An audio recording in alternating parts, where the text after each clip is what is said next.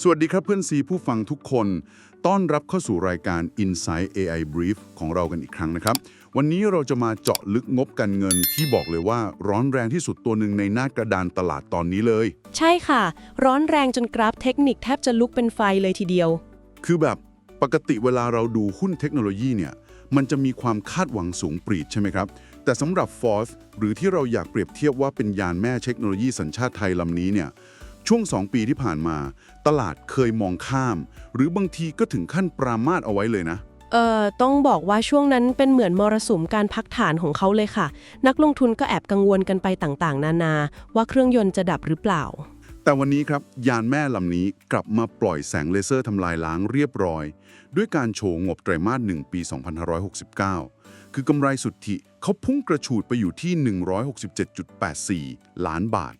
โตขึ้นบวก 176.51%เมื่อเทียบกับปีก่อน บัดนี้มันเกิดอะไรขึ้นครับเนี่ย คือตัวเลข170กว่าเปอร์เซ็นต์นี่ถือเป็นการพิสูจน์ตัวเองครั้งสำคัญของ Force เลยนะคะ การที่กำไรระดับนี้ของบริษัทไซส์นี้สามารถโตเป็นตัวเลข3หลักได้ มันไม่ใช่แค่เรื่องโชคช่วยแน่นอน อือฮึ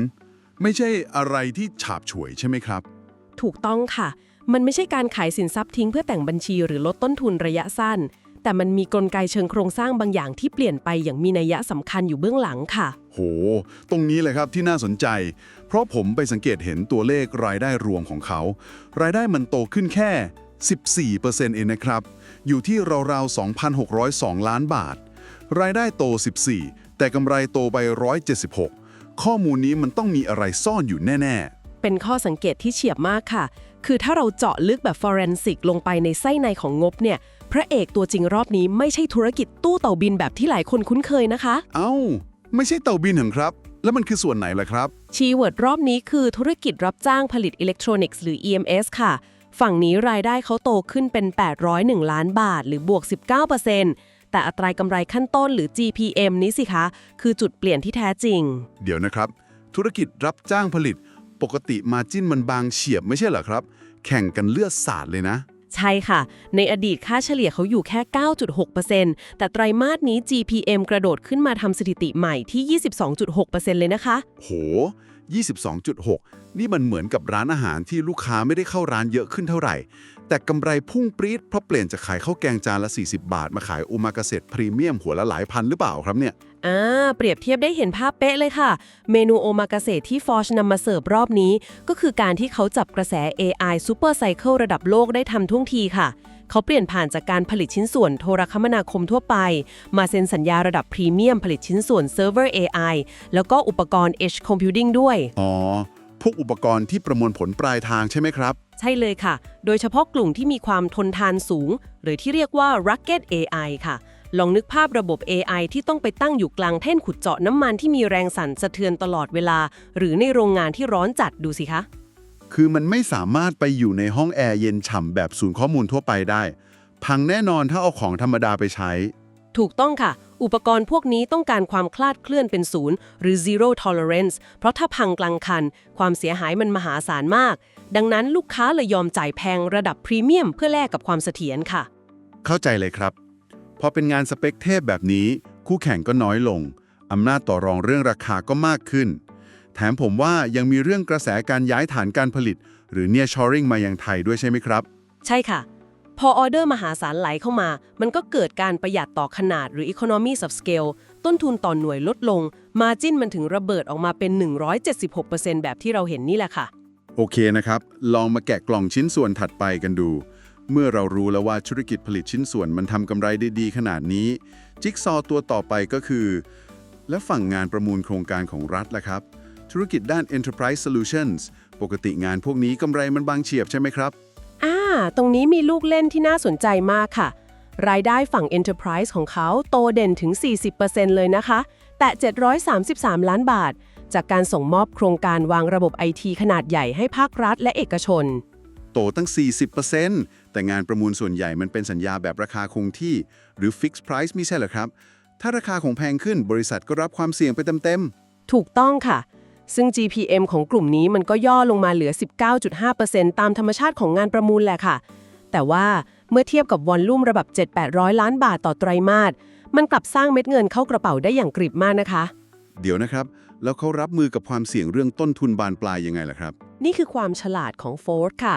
เขาใช้กลยุทธ์ที่เรียกว่า manufacturing enterprise loop คือให้ฝั่ง EMS โรงงานของตัวเองเนี่ยแหละ ผลิตฮาร์ดแวร์ป้อนให้ฝั่งงานประมูล enterprise ซะเลย อ๋อ คือล็อกสเปคให้โรงงานตัวเองผลิตส่งเข้าโปรเจกต์ไปเลย แบบนี้ต้นทุนก็ต่ำกว่าคู่แข่งที่ต้องไปจ้างคนอื่นผลิตสิครับ ใช่เลยค่ะ ปิดความเสี่ยงเรื่อง supply chain แถมเวลาเคาะราคาแข่งกัน เขาก็มีพื้นที่ให้เล่นมากกว่า ชนะงานได้ง่ายกว่าค่ะ สุดยอดมากครับ กลายเป็นว่าธุรกิจฝั่ง Enterprise ทำหน้าที่เป็นตัวเร่งวอลลุ่มที่ดึงเอาฮาร์ดแวร์จากฝั่งผลิต มาแปลงเป็นกระแสเงินสดก้อนโตได้อย่างเนียนกริบเลย ทีนี้ในวันที่งานวางระบบและงานผลิตชิ้นส่วนคือเครื่องยนต์หลัก แล้วธุรกิจตู้ๆที่ทำให้ทุกคนรู้จักชื่อ Ford แล้วครับ ตอนนี้เป็นยังไงบ้าง ถ้าเรามากางข้อมูลฝั่ง FS Smart หรือกลุ่ม Smart Service ดูกันนะคะ ไตรมาสนี้รายได้ย่อตัวลงเล็กน้อยติดลบ 4% ค่ะ มาอยู่ที่ 989 ล้านบาท ติดลบ 4% ก็ถือว่าไม่เยอะนะครับ คงเป็นผลกระทบจากกำลังซื้อในประเทศที่ชะลอตัวช่วงนี้ด้วยใช่ไหมครับ ไปถึง 7,819 ตู้ ขายไปได้ตั้งกว่า 15 ล้านแก้วในไตรมาสเดียว แถมยังมีกิงกะ EV อีก 596 จุดค่ะ ฟังแบบนี้คือกระแสความหวือหวาของเต่าบิน อาจจะเริ่มทรงตัวตามวัฏจักร แต่มันไม่ได้แปลว่าธุรกิจกลุ่มนี้ล้มเหลวใช่ไหมครับ ไม่เลยค่ะ มันแค่เปลี่ยนสถานะกลายเป็นเครื่องจักรผลิตเงินสด หรือ cash cow ที่มั่นคงไปแล้วค่ะ หน้าที่ของบันตอนนี้คือคอยจ่ายปันผล ซึ่งล่าสุดก็เคาะจ่ายไป 0.21 บาทต่อหุ้นนะคะ กลายเป็นท่อนน้ำเลี้ยงคอยหนุนหลังยานแม่นี่เองทำให้ Ford มีหน้าตักไปลุยโปรเจกต์ AI หรือขยาย EV Charging โดยไม่ต้องไปกู้ยืมเงินธนาคารให้เสียดอกเบี้ยแพงๆ ในยุคนี้ โครงสร้างดีมากเลยครับ ถูกต้องค่ะ เป็นระบบนิเวศที่เกื้อหนุนกันเองได้สมบูรณ์แบบมาก ทีนี้ถึงจุดที่น่าสนใจมากๆแล้วครับเพื่อนซี่ ในเมื่อปัจจัยพื้นฐานแน่นปึกขนาดนี้ เครื่องยนต์ทำงานสอดประสานกันดีเยี่ยม แล้วในมุมของราคาหุ้นและกราฟเทคนิคล่ะครับ มันสะท้อนความปังนี้ออกมาหรือยัง ถ้าสวมหมวกนักวิเคราะห์ตัวเลขนะคะ ปรากฏการณ์ที่เกิดขึ้นตอนนี้คือ valuation compression ค่ะ หรือการบีบอัดของมูลค่า บีบอัดยังไงครับ คือราคาหุ้นมันถูกลงหรอครับ ต้องไปดูที่ค่า PE หรือ price to earnings ค่ะ ปัจจุบันลงมาอยู่ที่ระดับ 13.17 เท่า อ้างอิงข้อมูลช่วงกลางเดือนพฤษภาคม 2569 นะคะ ซึ่งอดีตเนี่ยหุ้นตัวนี้เคยเทรดกันบนความคาดหวังสูงปรี๊ด PE ทะลุไป 30-40 เท่าเลยค่ะ โห ลดลงมาเยอะมาก จาก 40 เหลือ 13 แต่ราคาหุ้นไม่ได้ร่วงหนักขนาดนั้นนี่ครับ แปลว่าตัวกำไรมันพุ่งขึ้นไปเร็วกว่าราคาใช่ไหมครับ เป๊ะเลยค่ะ ฐานกำไรหรือ earning โตเร็วมากระดับ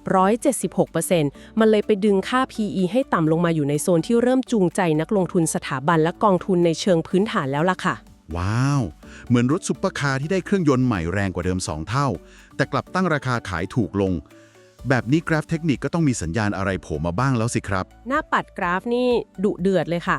ราคาเพิ่งทะลวงแนวต้านสำคัญขึ้นมาด้วยวอลลุ่มที่หนาแน่น เกิดเป็น technical breakout ที่ชัดเจนมาก ตอนนี้ระวังแนวรับด่านวัดใจหลังการ breakout ไว้ที่โซน 11.80 ถึง 12 บาทค่ะ 11.80 ถึง 12 บาทนะครับ เป็นโซนที่ต้องยืนให้อยู่ แต่เดี๋ยวก่อนครับ ผมขอเตือนเพื่อนซีผู้ฟังนิดนึง อย่าพึ่งหน้ามืดตามัวกระโดดใส่นะครับ เพราะผมเห็นเครื่องมือ RSI ตอนนี้ มันดีดขึ้นไปแตะระดับ 81.22 แล้ว ซึ่งมันเข้าเขต overbought หรือซื้อมากเกินไปแล้วนะครับ เห็นด้วยอย่างยิ่งค่ะ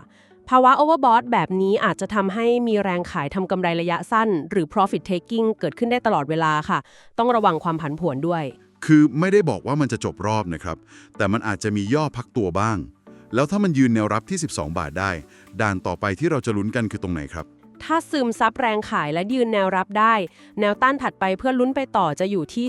13.60 บาท และด่านสำคัญต่อไปคือ 14.30 บาทตามลำดับค่ะ สรุปคือปัจจัยพื้นฐานไตรมาสแรกมาดีมาก ทั้งธุรกิจผลิตชิ้นส่วน EMS ธุรกิจ Enterprise และ Smart Service ทุกอย่างรับส่งกันเป็นอย่างดี กราฟก็ break out สวยงาม แต่ก่อนจะจากกันไป วันนี้มีข้อคิดอะไรฝากไว้ให้คิดต่อบ้างครับ อยากฝากประเด็นหนึ่งที่น่าสนใจไปทำการบ้านต่อค่ะ แม้ว่างบ Q1 จะสวยหรู แต่ความท้าทายครึ่งปีหลังก็คือความผันผวนของต้นทุนวัตถุดิบ หรือ input cost volatility ค่ะ หมายถึงพวกราคาชิ้นส่วนอิเล็กทรอนิกส์ในตลาดโลกนะครับ ใช่ค่ะ ถ้าราคาชิ้นส่วนเซมิคอนดักเตอร์โลกดิดตัวขึ้นรุนแรง หรือเกิดวิกฤต supply chain รอบใหม่ คำถามสำคัญคือฟอสจะยังรักษาอัตรากำไรขั้นต้น 22% ที่เป็นพระเอกในไตรมาสนี้เอาไว้ได้หรือไม่ นี่คือคีย์สำคัญที่ทุกคนต้องติดตามในไตรมาสถัดๆไปค่ะ โอ้โห เป็นมุมมองที่ทำให้เราไม่ประมาทจริงๆครับ ต้องติดตามว่าเขาจะคุมมาจิ้นได้เก่งต่อเนื่องไหม ถือเป็นการเจาะลึกที่เห็นภาพครบทุกมิติเลยทีเดียว ต้องขอบคุณเพื่อนสีผู้ฟังทุกคนที่ติดตามการเจาะลึกของเราวันนี้นะครับ และขอบคุณยอดซูเปอร์แตงส์รวมถึงค่ากาแฟรสธรรมชาติที่ช่วยส่งมาขับเคลื่อนทีมงาน AI ของเราให้อยู่ดึกๆ เพื่อรวบรวมข้อมูลเหล่านี้ได้ ฝากกดติดตามและแชร์ต่อเพื่อสร้างสังคมมดงานที่เติบโตด้วยข้อมูลที่ถูกต้องแม่นยำด้วยนะครับ และพิเศษสุดๆสำหรับเพื่อนซีคนไหนที่อยากให้เรานำงบการเงินของหุ้นตัวไหนมาผ่าพิสูจน์เชิงลึก หรือกางหน้าปัดเทคนิคหุ้นในพอร์ตเพิ่มเติมแบบนี้ สามารถคอมเมนต์ชื่อหุ้นส่งกันเข้ามาใต้คลิปได้เลยครับ ทีมงานจะรีบนำข้อมูลมาชำแหละให้ชมในเทปถัดไปแน่นอนสำหรับวันนี้สวัสดีครับ สวัสดีค่ะ YO Insight AI Brief พร้อมแล้วแผนเกษียณที่ยั่งยืนจัดให้เลยไม่ต้องรอ หุ้นไทยปันผลสูงราคาถูกช้อน DCA เข้าไปเกษียณยั่งยืนไปด้วยกัน ทันหุ้นไปพร้อมกัน กดติดตามกดซับไว้เลยเพื่อน แล้วเราจะมั่งคั่งไปด้วยกัน Insight A Brief ช่องนี้มีคำตอบ